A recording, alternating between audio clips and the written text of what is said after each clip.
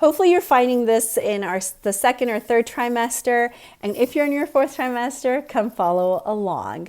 Now let's get to the grit of it, right? Let's get to what happens when we go to the midwife or the hospital to have this baby. What actually happens there? So there's a couple of things that happen. So first of all, regardless if you have a hospital delivery, a home birth delivery, or midwifery delivery, when the baby comes out, what we do is we assess how they're adjusting from intrauterine, so when they're inside the belly, to extrauterine life. There's a lot of processes that happens because the basis of it is essentially when the baby's inside the womb, the mom's placenta is doing everything from them. They are breathing from them, they're providing the circulation.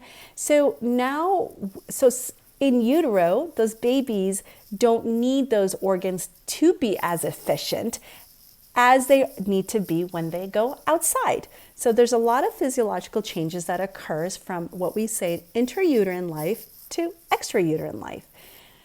How we assess this is called APGARs. So APGARs are a way for us to kind of clinically see if the transition from intrauterine to extrauterine is going fine. APGARs are out of 10, and we do this at 1 minute. So if you're above 7 or 8, the baby's doing fine. And then we usually do it at 5 minutes. Now, if anything, when we make that assessment and things are not going the right way that we want to, that's when we intervene, right? That's when we come in and, okay, we might be suctioning the baby's mouth. We might be providing extra breaths. And that's what we're talking about. So this is what APGARs help us do. Again, they're taking at 1 minute, and they're again taking at 5 minutes. In rare cases, they're also taking at 10 minutes if the 1 and the 5 minutes aren't showing us that the baby from intra to extrauterine life has made that transition in a successful way. Next is what we call you might hear eyes and thighs, okay? So that can be this terminology, so sometimes this is deferred and sometimes it's done right away. So what eyes and thighs is basically the erythromycin ointment that is given in the eyes, and that helps prevent infections of the eyes with gonorrhea, because actually eye infections of gonorrhea do not occur right away. It takes about 3 to 5 days. So it's more of a prevention thing for the erythromycin. And the thighs is that we give 2 shots. One is a vitamin K, and vitamin K is not necessarily, it's not a vaccine, but it helps prevent a classical hemorrhagic disease of the newborn. So basically it is a rare, the incidence of it is low. However, once you see it, you kind of be like, okay, this is such a preventive, quick thing to do, then why aren't we not doing this? So what happens in classic hemorrhagic disease of the newborn, again, it takes a while to present. It's after a month or so of that baby's life, and basically they bleed. They bleed in their heads, they bleed in other organs, and it's easy prevention from the vitamin K shot. Now, I know I'm going to be asked this question about, okay, how about oral vitamin versus IM vitamin? And honestly, it is a quick shot with the IM vitamin, and it is more bioavailable, okay? It is more bioavailable than the orals. And also the orals, every regimen is a little bit different. So I highly, highly recommend, because there's so much happening in the fourth trimester, and sometimes you might forget to give it, the oral one, and it's not studied that well. So please, please, please, vitamin K as a shot is quick, easy, and it reduces, actually completely gets rid of the risk of bleeding. Just a little caveat that most of us will not do a circumcision if that's what you're choosing, or even, so I actually clip anterior tongue ties if the baby doesn't have the vitamin K, okay? Now the next one is a hepatitis B vaccine. And this is really controversial because people will do the research and people will say, okay, why do I need it? And why can't I do X, Y, and Z? So it is needed because we still have, it prevents, hepatitis B vaccine prevents long-term cirrhosis of the liver. That's what it affects. And the kids who get the hepatitis B vaccines are actually immune for life. So this is a reason why we actually continue to give hepatitis B vaccine. Hepatitis B can be transmitted through blood and semen. So then it is looking at your kids' long-term future, not just, when they are babies. So for example, just simple as razor sharing has been shown to do that, and kids do grow up. So hepatitis B is another vaccine that we give. So that's where your eyes and thighs come from. If you have any other questions, please put it in the comments, but those are the terminologies that we will use when, regardless of if your birth is in a hospital setting or midwifery or home birth, we're looking at the APGARs, we're doing eyes and thighs, and all of this. The APGARs is we automatically do, and eyes and thighs, please discuss with your provider, and really, really, really hope that you get all of it for prevention, because prevention is key. But if you have any questions, please let me know. Hi guys, Postpartum Coaching, let's continue. So today we're gonna be talking about the golden hour, the platinum hour, and my rules.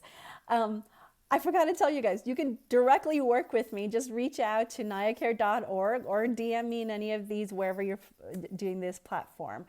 Again, if you want the whole series, just hop on over to our YouTube channel. And lastly, hopefully you're finding us in your second trimester or your third trimester. And if you're in your fourth trimester, hop along.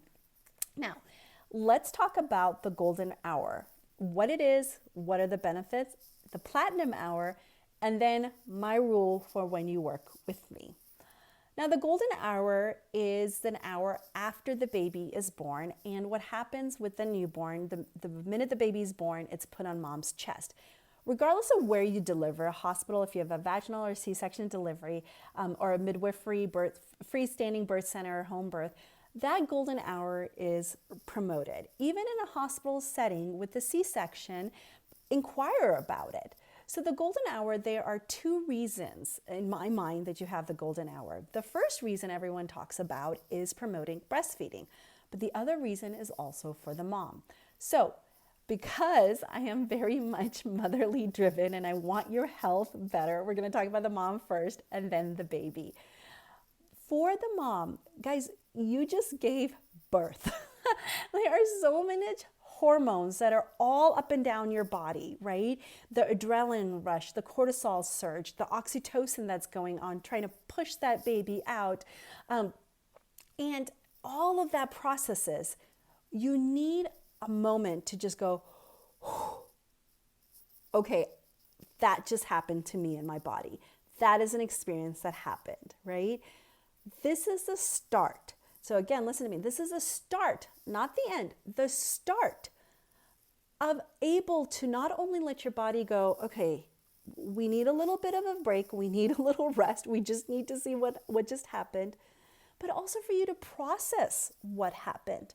Again, this is a start, okay? When we talk about postpartum coaching throughout, we're going to talk about how we're going to respect our bodies, we're going to value rest, and we're going to say, okay, I really need a moment to allow my birth story to happen, to allow all of this, to really kind of figure out for myself what just happened to me. So the golden hour is a start for that.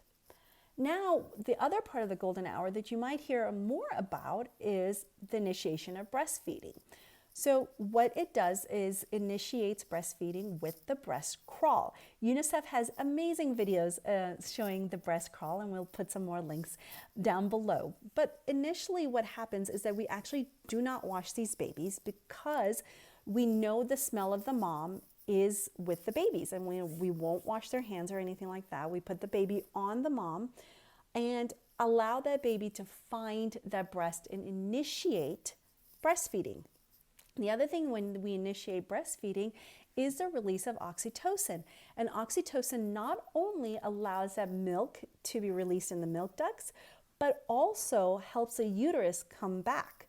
So you might feel cramping when you're breastfeeding, and that kind of cramping can be normal.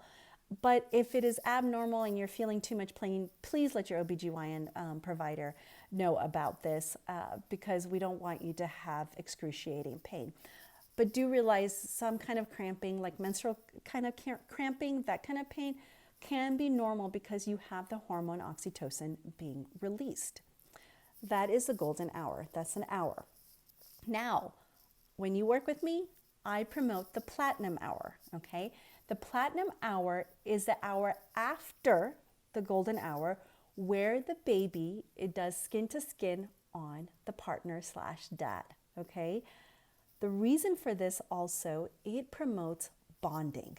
And bonding is huge. There is so much scientific ramification of bonding and establishing the child rearing that happens. And I won't go in through this video, but we have actually written, again, blogs on it about the essential of bonding for child rearing. Okay, there's direct correlations with that.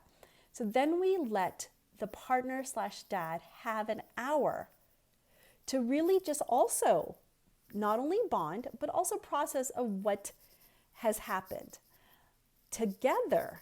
And total credit to my husband, because I learned it from him. It gives you a minimum of 2 hours to really recognize what you're building for, the family that you're creating, this new journey that you have. And it allows a minimum of 2 hours to be like, oh, we just did this. We've been working for this for so long and we just did this. Now here's my rule. Those 2 hours, do not, let me say it again, do not tell the world you just had a baby. Do not text it out. Do not social media it. Do not even tell your immediate family that you've had the baby. Because once you let the world in, they never leave.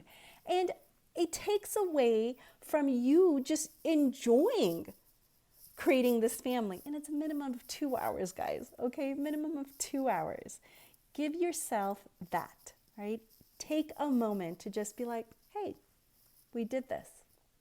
So that is what the golden hour is, what the platinum hour is, and what my rule is, okay?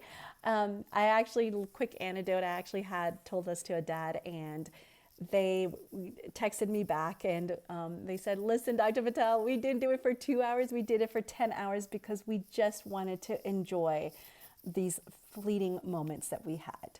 So those are my rules. If you want to work with me again, please DM me in whatever ways or check out NayaCare.org.